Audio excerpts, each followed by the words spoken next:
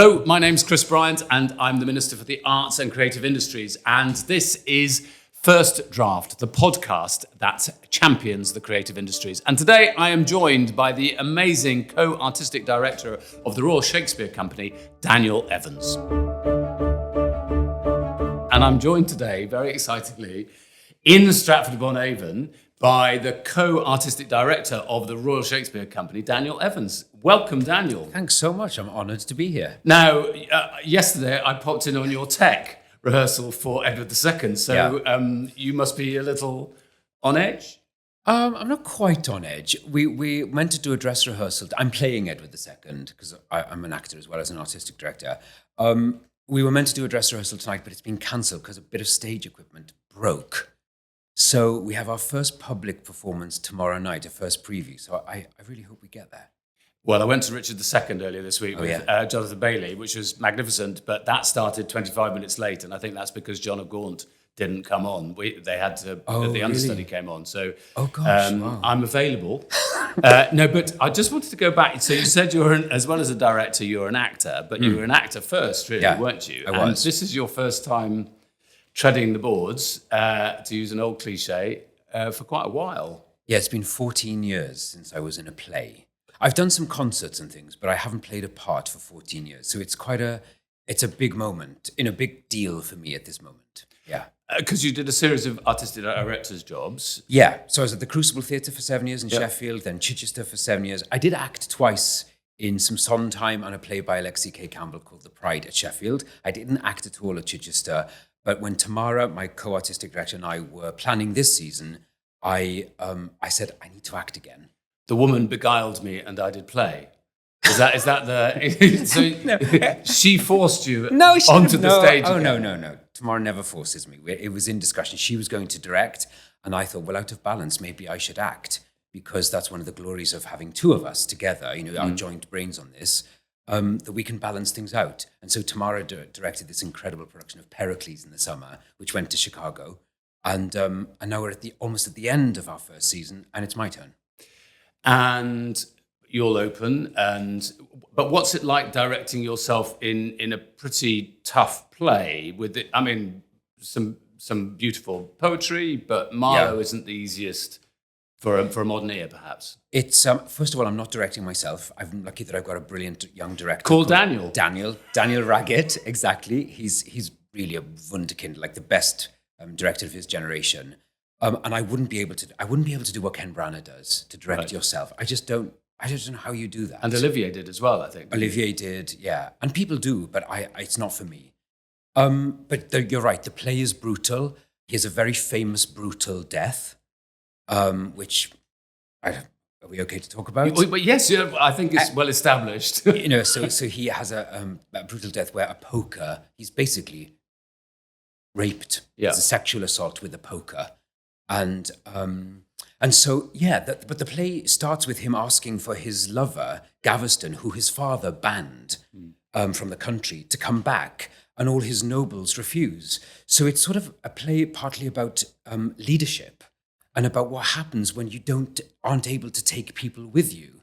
And as a leader, as you must know, because you ask people to vote for you. I'm never taking anybody with me. It always goes badly wrong. But yes, I know the point you're making. Because you're the MP from where I'm from in South Wales, and you get many, many, many people following you.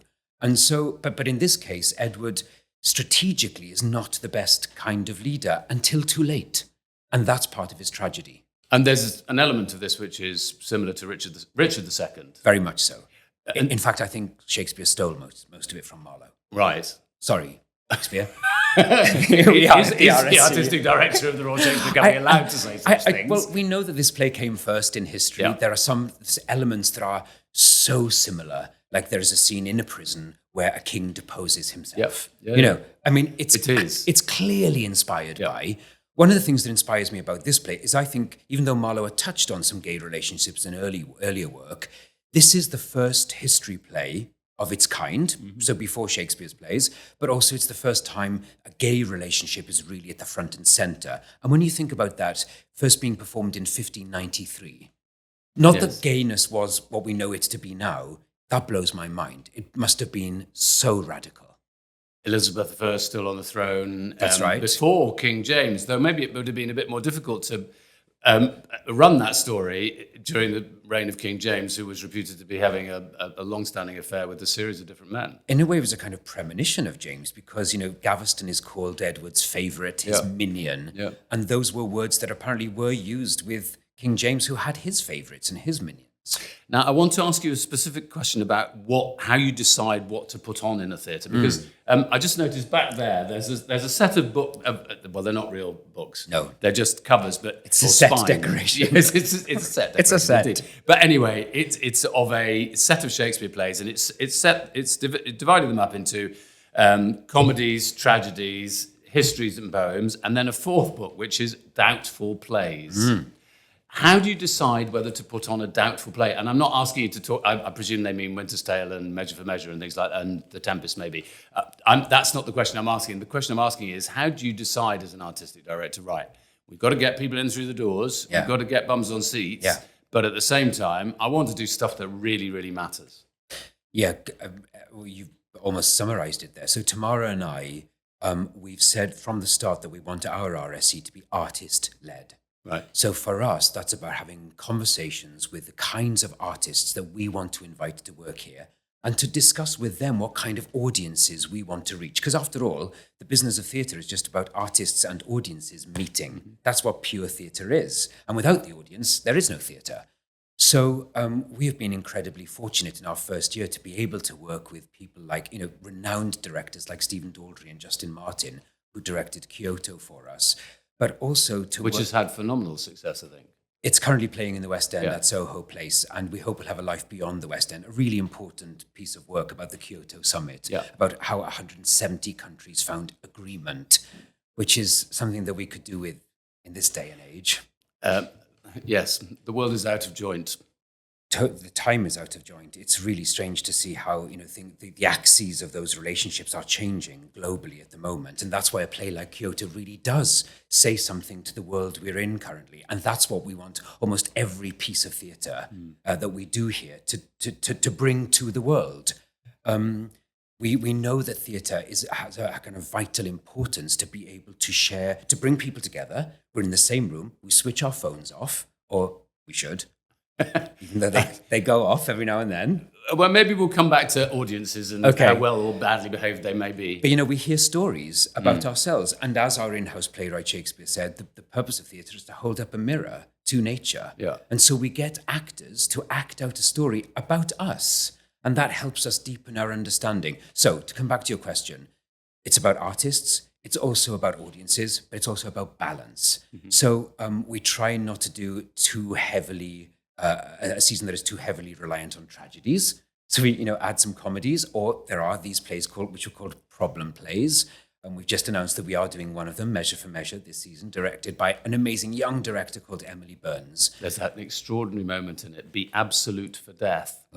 It's terribly, but I think Measure for Measure is about politicians in a way. It's about what happens if a politician really becomes a terrible, terrible person. Well, and something that we're seeing played out right on the international stage at the moment. It's interesting to see some of the imagery coming out of the United States where their president is, there's an image I saw yesterday where he's wearing a crown. And we all thought they got rid of the monarchy 200 years ago. But it seems that they're going back that way to kind of someone who has seemingly, or thinks he has, absolute power. I've got Richard II again in my head. It seized the crown moment. Yes. But you're doing Titus Andronicus as well, aren't you? Yes, Simon Russell Beale. Simon Russell Beale, with whom you've acted, I think, in the past, haven't you? Yeah, I did my first musical with him, Candide, at the National Theatre, and God, he's such an amazing, amazing actor and person. He spent his early career here in the Swan Theatre, playing fops mostly, until Terry Hans asked him to play Constantine in The Seagull, in which he was fantastic. I saw it at the Barbican. But he's coming back to play Titus Andronicus, again, another politician in one way. Yes. Someone who can't let go of power, even as Rome is falling. Yes. So that's going to be incredibly exciting for us to bring Simon back to the RSC. I saw him in Privates on Parade, and I don't think I can ever forget some of the imagery from that production. But he's got this mellifluous voice as well, hasn't he? Which has sort of very dark, chocolatey tones in it. So yeah, I remember him wearing a headdress that was a cornucopia of fruit. And he looked like, is it Carmen Miranda? All those headdresses. Before your time, I think. Yes. Miranda. Oh, was it right? Yeah, okay. around about my time. But can I? But so you've done that, but you've done a lot of musical yourself, haven't you? You were in Sunny in the Park with George, both here and in Broadway. Yes. It's hot up here and all of that. Yeah. God, you know your stuff. Well, so I often refer to that because one of the lines in it is "Art isn't easy." Yeah. But because part of the job is getting the funders together, and let alone actually putting on the show. Yes. What's that like? Because that must be an integral part of what you have to do here, and you had to do in Chichester, and you had to do in Sheffield. Yeah, the landscape at the moment I have to say, does feel febrile. And partly because we know that we've had standstill funding for over 10 years. Yeah. And we all know that in real terms, that's year on year a cut. So we're doing the same kind of activity, and we are trying to be incredibly ambitious here. Those who come to Edward will see what we're doing with our set. But at the same time, we're doing it on the same amount of money, or in fact, less money, because inflation is rising, etc. But it's great to hear different kind of messages coming out from government at the moment about the importance of arts education, for example. Yeah. And that's something that we really pride ourselves on here at the RSC. And one of the reasons why actually I wanted to be an artistic director was because, I grew up in the Rhondda Valley in South Wales, where I felt very, very alone because, lots of rugby around, and I was always running away from the ball. and drama kind of saved my life in a way. And so I want to be able to provide that for other young people around up and down the country who themselves might feel like they don't fit in or don't belong. And I think theatre can provide that. And not just on stage, but also off stage. So, we work with 350 schools. We reach 500,000 young people a year up and down the country. Mm-hmm. But anyway, so it's great to see government, amplifying that message, how important arts education is in schools. But we all know there's a challenge for you guys too, which is that there's no money left. It's tough finding money, yes. But I think there's work that we can do. Yeah. I remember when John Maynard Keynes, I don't remember, but I have read. Yes. Sorry, will be more accurate. Yes.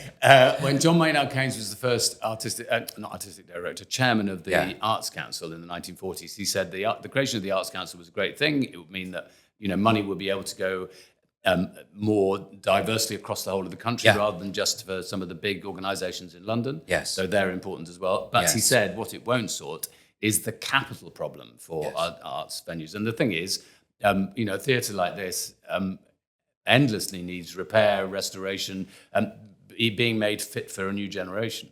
Yeah, so we are particular because our estate, our campus, if you like, is 150 years old. So theatre has been made on this spot for 150 years. And we're outside of London. We're a national organisation. We're the largest performing arts outside of London, organisation outside of London. Actors have to come to Stratford while they work with us here. So we have to put actors up. So all these cottages that you see along here, which were part of the brewery, because it was a brewer who established this theatre. He wanted to put up a theatre, and the locals said, no, just put up a statue. But he went to America and raised the money, and that's why there's a theatre here. But our estate is old, and the amount of money year on year that is accruing to make these places safe and damp-free and comfortable for our artists. And in fact, one of the reasons why our dress rehearsal is delayed today, because our stage equipment isn't quite up to date. And so, as you said, that capital expenditure is increasing year on year, and we have to find innovative ways to raise money and to work with government to be able to find ways that we can make sure that these cultural assets that we have, which after all are real treasures and are part of our long-standing tradition, can be preserved for future generations. I was struck when I was young, very young, I remember coming to see Peggy Ashcroft I think it must have been All's Well. Yeah.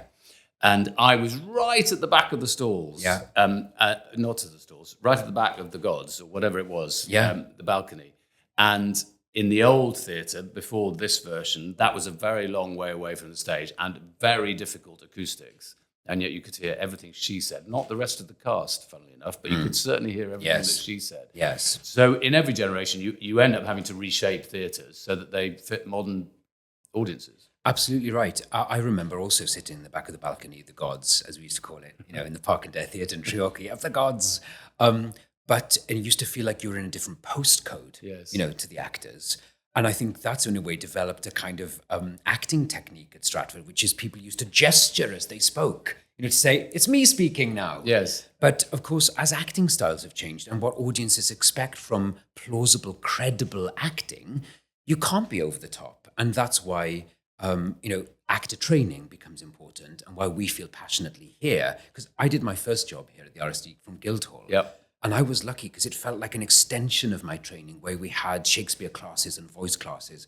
And that's something that me and Tamara feel very passionately about continuing here at the RSC for those, not just younger actors, but maybe actors who've been concentrating on screen work. The proliferation of the streaming services have meant that people, can make a name for themselves very early on in their careers doing film and TV, but yet haven't quite developed the muscles yet to be able to project to 1,000-seater, which our main house is. There's a recording of Gielgud doing Richard II, I think, and he does the speech when he's, haranguing Bolingbroke, and he goes, "Down, down, I come like glistering Phaeton," and all of that. But Johnny Reynolds, not Johnny Reynolds, he's the business secretary. What's he called? Jonathan Bailey doing it the other day. It's like almost thrown away. Down, down I come.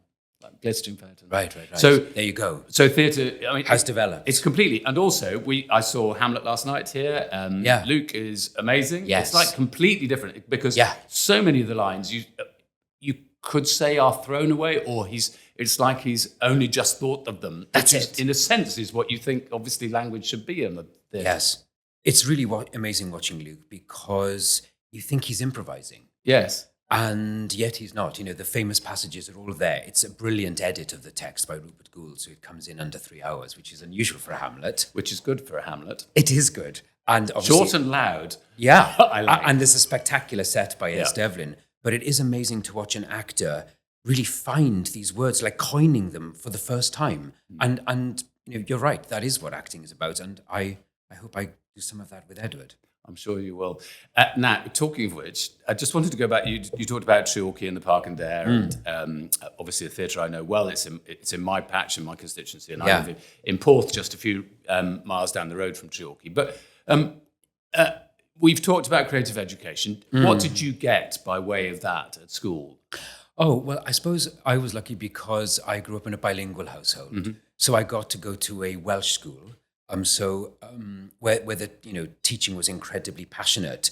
But even before that, I went to chapel, and I was brought up, Welsh Baptist in Bethel, the chapel, local chapel, and I was getting up and speaking chapter and verse. Right. But also, there's the Eisteddfod culture, which is this cultural festival in South Wales where you get up and learn poetry from that high, and I can still remember some of the poems that I learned then. So there's a kind of that oral tradition that we have. Particularly, I think, in the valleys in South Wales, is still very much alive and kicking. And so that's the kind of tradition I grew up in. And so I was used to kind of getting up and appreciating verse and the structure of verse and the value of words. Right. And so actually to the point where when I went to train at Guildhall, where Patsy Rodenberg was the head of voice then, she's the best voice teacher in the world, she had to kind of undo some of that work because I was a bit too careful with language. Right. But it's, and again, I feel passionately about wanting to offer younger actors now, young people, the opportunity to also savor some of those skills, whether they want to be actors or not. Because, you did some acting early on in your career, and you must feel like as a politician, even in the chamber, that must help you communicate in a certain way. I think, knowing how to use your voice is a really important part of it. And that's not just being able to project, making it loud enough. Yeah. That can be part of it. Sometimes it's better actually to take it down very, very quiet. But it's also knowing when to go fast, when to go slow, all of that kind of stuff. Rhythm. All of that. And And also, I think sometimes having the confidence just to stand still. I think that was the first thing I was taught in the National Youth Theatre was stand still, Bryant. There's a power in that, isn't there? Completely. But when I see an actor or for that matter, a politician wandering, I go, oh, stop! Well, Shakespeare says it. Do not flail, saw the air with your hands. Suit the action to the word. Yes, though in this production, it's just after he's done a scene where he's flailing, that's right. Okay, waving with around a sword all over the place. But he's in a crisis there. So yes, indeed. Well, it's one of the things I actually discussed with Adrian Lester about, in particular, the disordered mind of Hamlet. But I want to go back to musicals. Yes, just because. You've put on quite a lot of musicals as well. I think you did South Pacific. Oh, well remembered. I think you did Fiddler on the Roof. I did. And Oliver. Yes. Was it worth the waiting for? Oh, it was. It really was. Oliver, because I had 60 young people from Sheffield. Right. And they were amazing. And they were aged between 12 and 16, I think. And what's incredible now is at the Royal Court recently, and one of the bar staff said, "Are you Daniel?" And I said, "Yes." I was in Oliver when I was 12, and I'm now trained to be an actor, and I'm hoping to make it one day. And it was like, gosh, it's again, whether they go on to be actors or not, it was a real palpable sense of wow, they had an experience, hopefully a good experience, working with a professional cast and a creative team that hopefully will stay with them for the rest of their lives. You've got a lot of children acting, I think, here over the next 18 months, haven't you? Yeah, we've got a production of the BFG happening at the end of the year, which I'm directing. And obviously that is a story about a young orphan girl who forms an unlikely alliance with a giant and a queen. So that will be led by, a 10-year-old or an 11-year-old. And there'll be a hunt to find our Sophie starting soon. You're going to make it into a TV series no. Andrew Lloyd Webber on a Saturday evening. No. All auditions will be in private. But the thing is, we know this from Matilda, which is a production that started here at the RSC, and it was now played in 101 countries all over the world. And it's still playing in the West End in its 14th or 15th year and about to do a national tour all over the UK this autumn. The people now that have gone through Matilda, the Matildas themselves, who started when they were young children, are now actors, some of them, and doing amazing work. Still in the West End or in regional theatre. So again, it's a sense of real pride to see. Oh God, I guess it's our duty and our responsibility as arts organisations to provide these opportunities. And as Jackie O'Hanlon, who's the director of our creative learning programme, she says, talent is everywhere, opportunity is not. And I know that's one of the government's also aims. I think she nicked that from us. I think you nicked it from someone else as well. Well, probably. But that is all of our duties, I think, to make sure that we can enable pathways for people from all backgrounds to have opportunities in all walks of life so that we can enrich our perspectives, and therefore make the work that we do deeper. Just in reference to nicking things from people, I think Tom Lehrer wrote, plagiarise, let no one else's work evade your eyes, so don't shade your eyes, but always in the name of research. So one of the things that I think every industry does, and our industry is no different, is that we have to incubate ideas. Mm-hmm. Yes. And so, the research and development tax relief completely, would be such a help to us, because we have this show that's about to open in the West End, My Neighbor Totoro, which is an adaptation of the Studio Ghibli anime, which is phenomenal, but it was developed over 5 years. Because for those people who've seen it, if you don't, go, because the puppets in it they're gigantic. Yeah. And in fact, the BFG has taken 5 years to develop, because obviously we have to put giants and dreams on stage. And so, like you're manufacturing a car and have to have prototypes, we have to do the same with puppets and illusions. So if there was ever a way that there could be a fund that could help us fund that research and development work, that would help us enormously. So we have been looking specifically as part of the industrial strategy, which the creative industries are a key part of, including performing arts, at how we can better realise the fact that loads of R&D goes on in the creative industries and nobody ever bids for the money that is actually available. It's one of our largest budgets. And in the Department for Science, Innovation and Technology. And it's one of the things that we're committed to is try and increase the amount of that research money that goes into creative industries. But we've also got to liven up people in the creative industries to understand this is something that, you know, I've often found that if you really wanted to find people who know how to manage people and money and scarce resources, go to the arts, because it's often done better than anywhere else. And likewise, you know, solving problems. That set for Hamlet, I don't know how you've done that. Well, it's because our brilliant production manager, Kurt Moores here, worked with Es Devlin, the amazing Es Devlin, the designer. I mean, if you were to see the show from under the stage, it's a whole play in itself. Because we've got these two, and you know, it's the technology that they use at the bridge. You know, where the stage goes up and down and sinks right down. And it's a thing to behold, isn't it? Yeah, when the completely. stage tips up, I don't want to give it away, but there's a moment where... They die at the end. They die at the end, yeah, spoiler alert. But some people don't know this play. But anyway, it's, you know, there's a boat involved. And when the stage tips right up, it's kind of jaw-dropping. Completely, yes. You know, so, and it's that kind of work that also, you know, that kind of tech, we want to be, and we sometimes are at the cutting edge of technological advances in a way that, again, not many people know about. We at the RSC are the only performing arts organisation that also has independent research status. So we can and do, are able to bid for pots of funding in order to answer some research questions. So it's brilliant to hear that is on your agenda. 100%. You know, front and centre. Now, I've just got one more question to ask you, which is about the RSC, or specific to the RSC.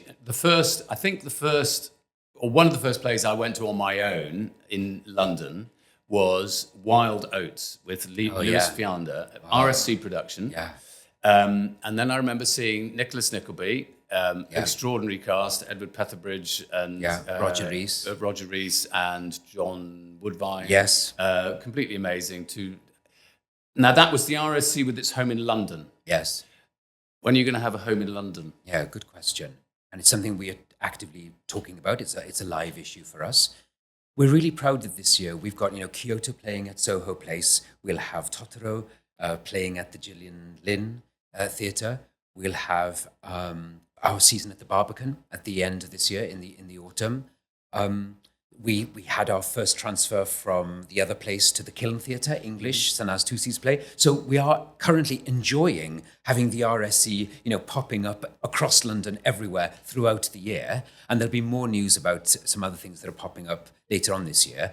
But we're aware of our history. Obviously, our relationship with the Barbican is really important to us because we go there for 16 weeks of the year. And it's something that we are in the middle of just considering. What are the pros and cons of having another London But home? there's another element that's changed, isn't it? Because, you know, 40 or 50 years ago, you used to have a repertory company here who were doing 2 or 3 plays. Sure. And they would be here for the best part of a year or whatever. And then they would go to London to do a couple of those plays. Via Newcastle, Yeah, exactly. And again, we had a short rep company last summer where the Company of Merry Wives and Winds and the School for Scandal did both plays together, which was an incredible thing. And it's something that we would love to return to in the future. However, you talk about times changing. Actors also, some actors at least, want to come and be able to do shorter contracts because actors now have a huge variety of stuff that they can do. Well, they're endlessly in Bridgerton. Well, and they can fit in a piece of theatre, you know, in the window that they have between series, which is great for theatre and great for Bridgerton.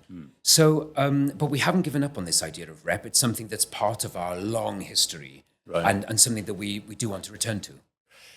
And one final personal question, which is just about finding your voice. Because I can hear a bit of Trilky in you. Yes. But it's not, it's not very pronounced. You don't wander around everywhere saying, "Ayobat." Or maybe you do, I don't know. Is there a Daniel that is the artistic director of the Royal Shakespeare Company and another Daniel, or is there just the one? It's just the one. But, you know, I think anyone who's kind of sensitive to language, our accents do change and our language, our vocabulary changes, right? So when I go back home, of course, you know, I'm surrounded by people who have my native accent. Do you say here or here? Here, of course. But it's curious that when you're, you know, leading a company, often people say, "Sorry, what? What did you say?" Here. Yes. Here. Oh, okay. Here. So, and also, Where are you two by now? Yeah. Whose coat's that jacket?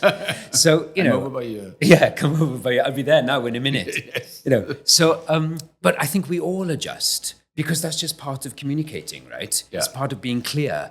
You don't speak like that when you're, in the chamber.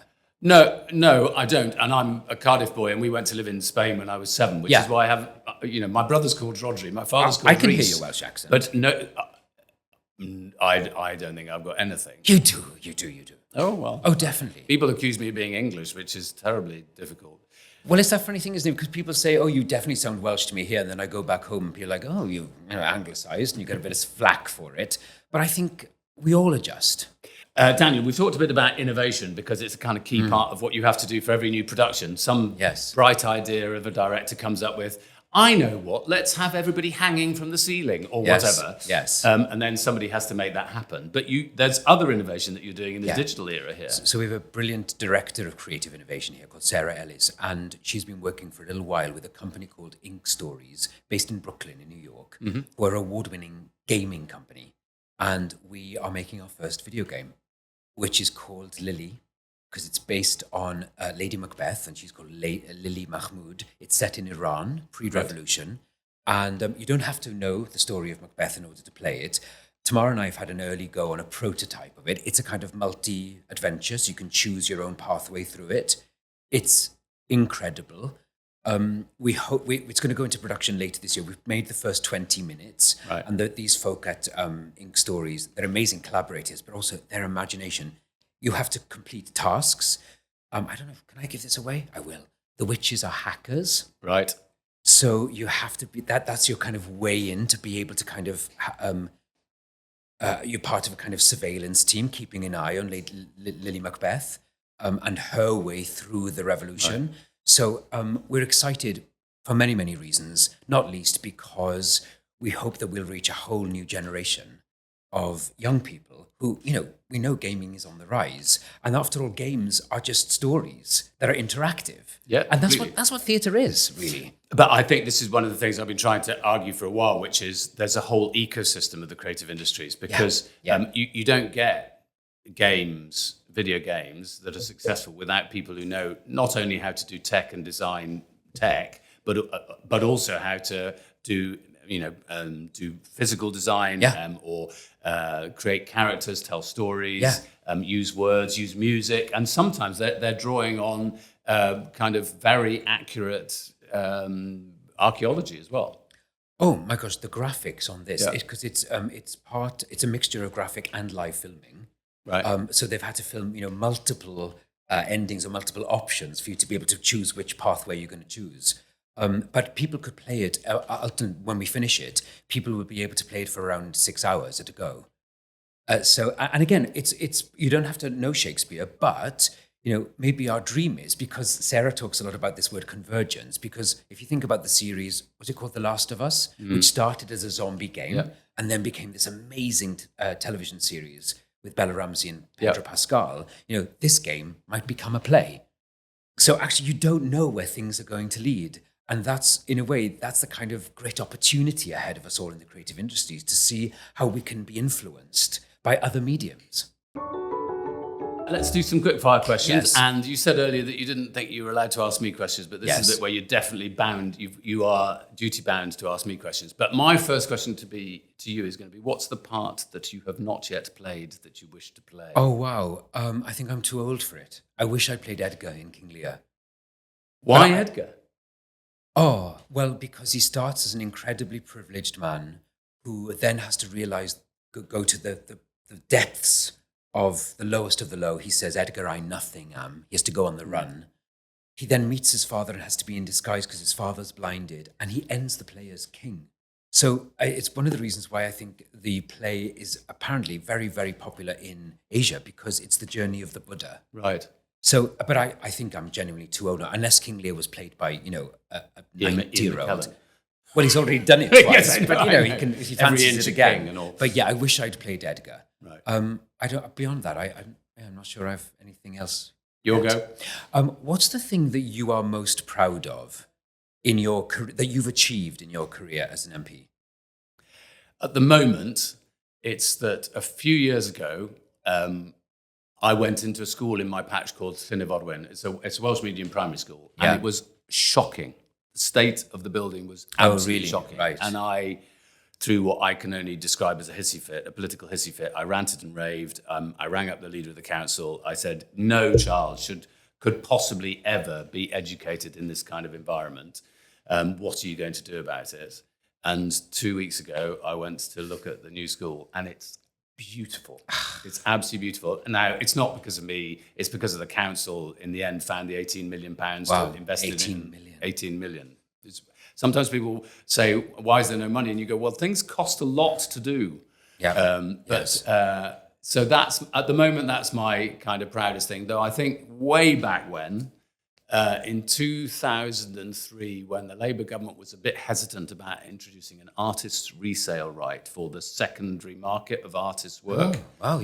I campaigned really hard, and we persuaded Gordon Brown and the government then to introduce an artist resale right, which means that artists get paid when their work gets sold on at auction in the secondary market, and it's millions of pounds that's gone to artists since. Wow. That's going to be really interesting to see what happens with AI and artists' IP, their intellectual property, as we navigate this new frontier. Completely, because in the end, you can never lose that human touch in creativity. No. And indeed, there are lots of people, even in the AI community, who would argue there are lots of things that AI might do, but the one thing it's going to find it really difficult to do is come up with that spark of, we're going to set Hamlet on an ocean liner. Yeah, indeed. And again, back to theatre, it's a human thing. It's us being in the same room together, hearing another group of humans tell a story. It's an empty space across which a person walks to go back to Peter Brook. My next question is, would you prefer to go to a concert, a classical concert, a live music gig, or go to a gallery to look at a new set of arts work? I'd like to do all of those, but if I had to be... You're only allowed to do one. Okay, I would go to a live music gig. And who would it be? Oh, God. So many people. I would die to see Joni Mitchell live. Oh, right.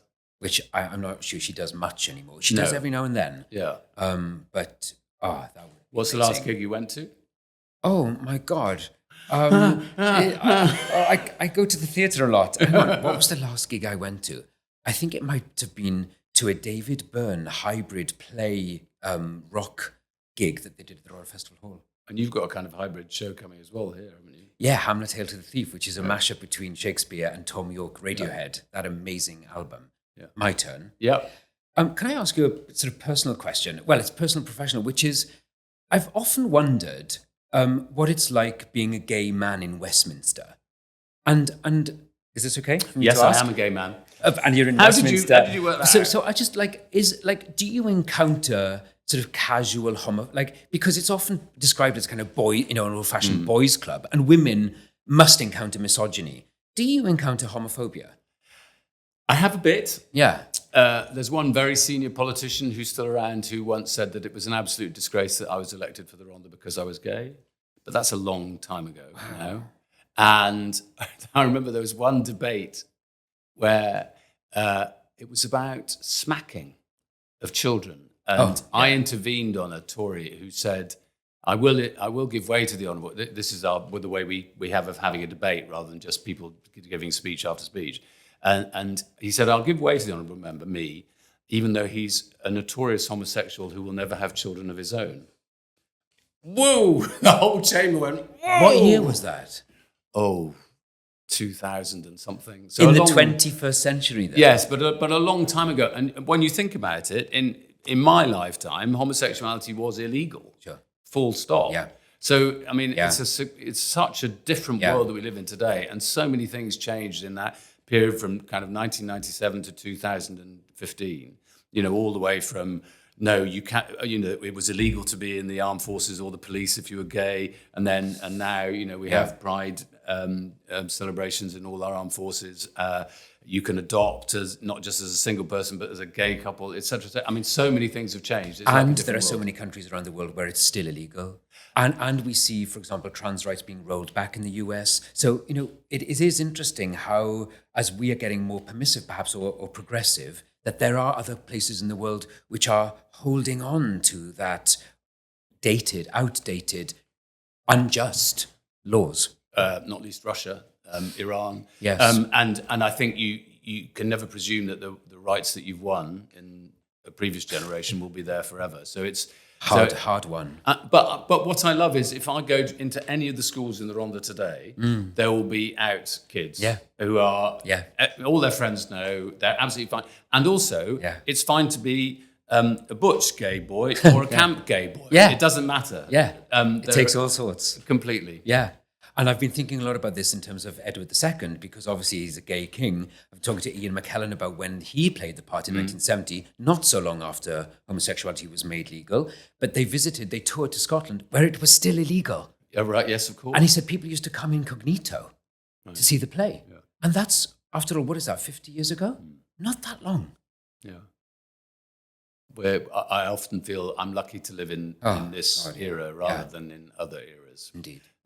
Which would have been much tougher. Oh, actually, I was going to say one other thing about Parliament today. So yes. There are more than 60 gay or LGBT MPs. We must be the gayest Parliament in the universe. Right, yeah. But sometimes I think, not you as well. I mean, what, really? But that's interesting, because how many of you are there in total? 650. Oh, so it is kind of nearly representative of the population. And I'm guessing there are some others as well that choose for whatever set of reasons to that they don't want to go on about it. But what's also interesting is it always used to be just gay men, and now it's a complete mix. Yes, which is really good. Well, this is where I'm inspired by women's sport, because women's sport, there are people out left, right, and centre there, and what an inspiration I think to men's sport, where we still really don't have out major footballers, for example. Or still not even in our own industry, we still don't have an out Best Actor Oscar winner, which blows my mind. You haven't asked me what part I would like to play. Oh, yeah. So, okay. Shall I? I was going to ask you about your training in a seminary, but what part would you have liked? Paulina. And the Winter's Tale. Okay, yeah, you can gender flip it. Well, why? Why Paulina? Well, because I just think that's such a wonderful line. I know we referred to it privately earlier, but what studied torments tyrant hast for me. It's an amazing speech. But also, I love the transformation scene, or the final moments. I can't even say it because it makes me cry. It is such a beautiful moment of redemption. And we're doing it at the RSC. Yael Farber's directing The Winter's Tale this summer. And that amazing moment when, again, Shakespeare, Marlowe wouldn't do this, by the way, but Shakespeare does it, which is that when Leontes touches her after everything he's done to her, and what does he say? Oh, she's warm. That's the bit that makes me cry, and now you've started me off. It's so simple. She's warm. Exactly. It's tender. But also what is so amazing is every single person in the audience knows that is the actress playing Hermione on the stage and pretending to be a statue when she's not a statue and she's never been a statue. She's just been hidden away for the last 20 years or whatever it is. It's amazing, isn't it? Now I'm going to end this with another line from Winter's Tale, which I've just thought up, because you're about to go off to your next rehearsal for Edward II. So go, Playboy, play. Lovely. Thank you. Thank you, Daniel.